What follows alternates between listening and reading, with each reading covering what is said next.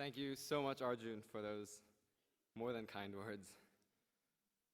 Distinguished guests, friends, and proud parents of the distinguished guests.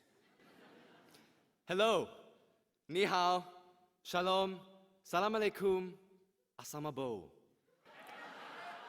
Before I begin, I'd like to take this opportunity to thank those who made us this hot mess of fine, culturally diverse students sporting garments that, thank heavens, just about covers our mid-thighs.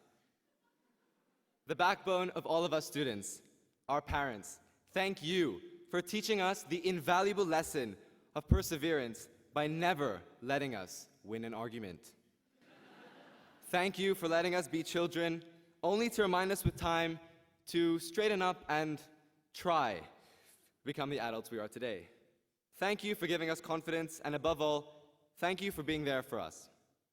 Thank you to our teachers who gave us strength in times of stress, gave themselves to help us grow, and for not batting an eye in the face of all that coursework we completed the night before. To the UWC spirit, thank you for teaching us that it's not about the goods we buy, but the good we do that counts. To the UWC community, who relentlessly strived to help us on a daily basis, selflessly putting a smile on our faces, thank you. That goes to our Sodexo staff, who, although broke our hearts in middle school by removing our beloved Sprite and Coca-Cola, taught us the true merit in a no-strings-attached relationship by bringing back our garlic bread. Our facilities workforce, thank you for executing the multi-year renovation plan so pragmatically to ensure we enjoyed our last 6 months within the school to the fullest. And to the heroic, unintentional arsonists over the past couple of weeks, thank you for giving us a couple more minutes to question the meaning of life during that fateful physics exam.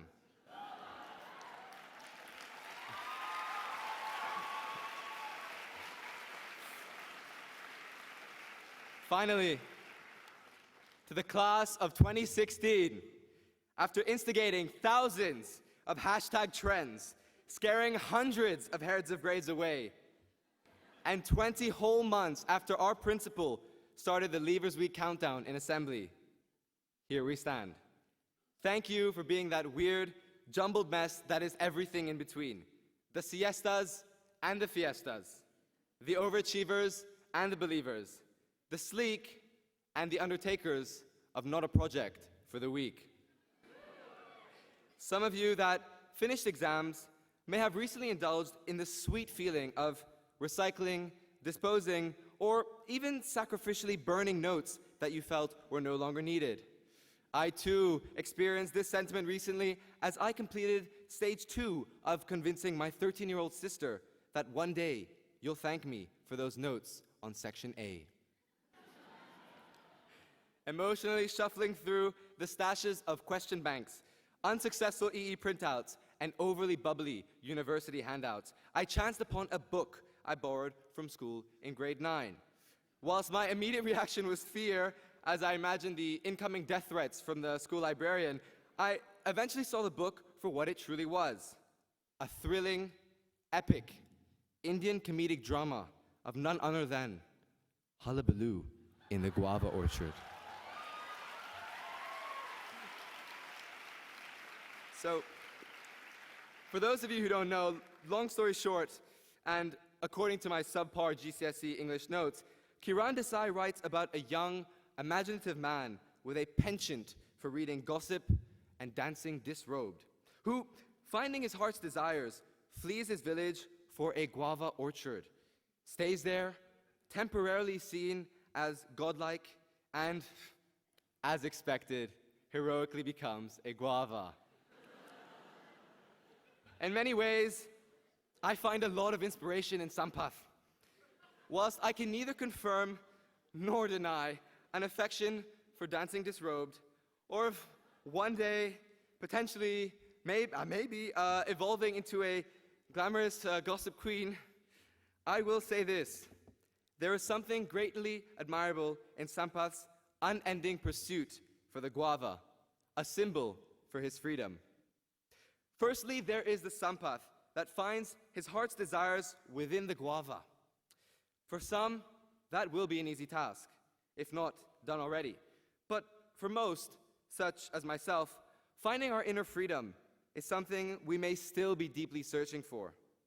Finding our heart's desires lies in firstly recognizing our very own values, and once doing so, realizing what there makes us happy, and what we'd be willing to devote our life towards.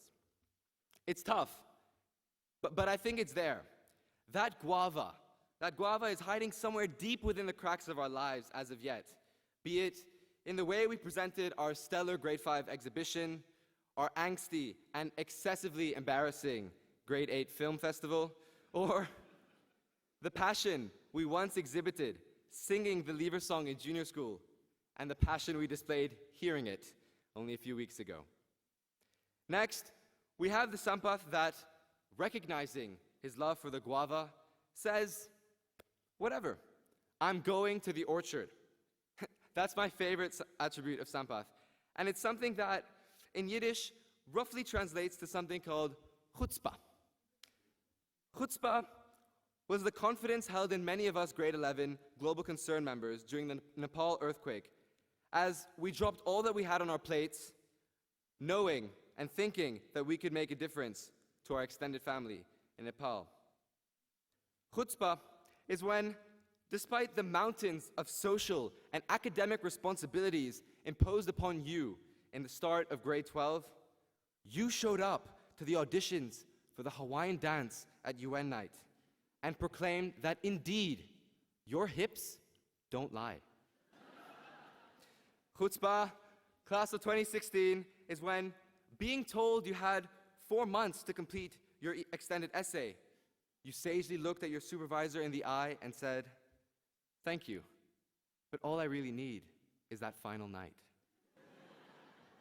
Without a doubt, our class has ample chutzpah embedded in our system, and so may we, with the same nerve, have the chutzpah to go out there in the world and fight to reach our own guava. Once we reach out for what we truly believe in, I think it will only be a matter of time until we succeed. For as we saw with Sampath, when he reached the guava orchard. But soon after that, we saw a new Sampath, one that was swayed by the prophets and power dangled in front of him by the people proclaiming he was godlike. Knowing all of you extraordinary people, I can say that in our lifetimes, we also will encounter plenty of moments where we feel that we have made it. Much like today, and much like that time in junior school when you deservedly wore the shiny grade 5 badge. By all means, we should appreciate those moments, for we put our heart and soul into them. But let that not make us complacent as we lie on the orchard, suspended. Equally so, many people will have sky-high expectations of us, like we saw with how the villagers saw Sampath as godly. But let that not alter who we are or make us afraid of moving forward. In today's modern age of likes, loves, and wows on social media, there is no denying that that is becoming an increasingly tough task. But let that social pressure not change who we are and our pursuit for that coveted guava. For, as the saying in my Jewish faith goes, we came from nothing and are going to a place of dust. So let's not spend time getting hung up on what others expect of us and instead make the most of the meaning we create. Class of 2016, the array of actions, experiences, and memories that we made over our time here, that is the foundation of who we are. That is our inner freedom. And finding it may not be an easy task. But once the time comes that we truly do find our inner freedom, let us not let it go. For that inner freedom is what will guide us as we journey across the path through life. This time without the option of so easily heading home. And so, in the same way as Sampath, realizing how the hullabaloo changed him, ultimately turned into a guava.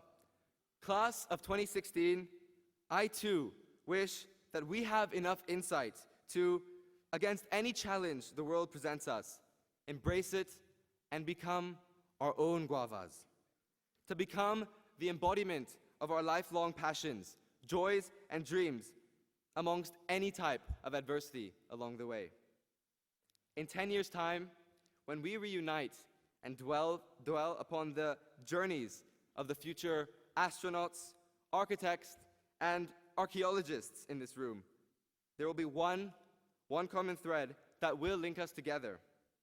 And that is our undying UWC spirit to stay true to ourselves, to fight for what we know is right, and remain the brilliantly unique, Phoenix-loving graduates from the charming old place sitting on 1207 Dover Road. Thank you.